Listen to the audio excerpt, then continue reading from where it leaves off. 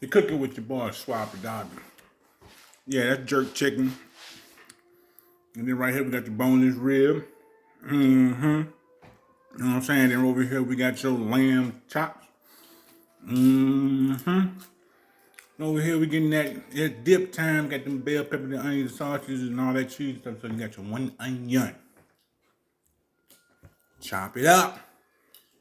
Ain't nothing new about this. Chop it up. Then you got your red bell peppers. You know what I'm saying? Chop it up. You know what I'm saying? Chop it up.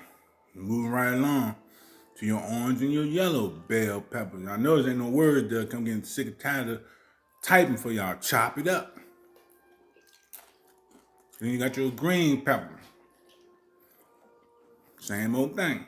Chop it up. Add it all up in the pan. You know what I'm saying? Then you're going to cook your sausages. I got mild and hot. Sprinkle a little bell pepper up in that bad boy for that little spice. Throw that all up in there. Moving right along.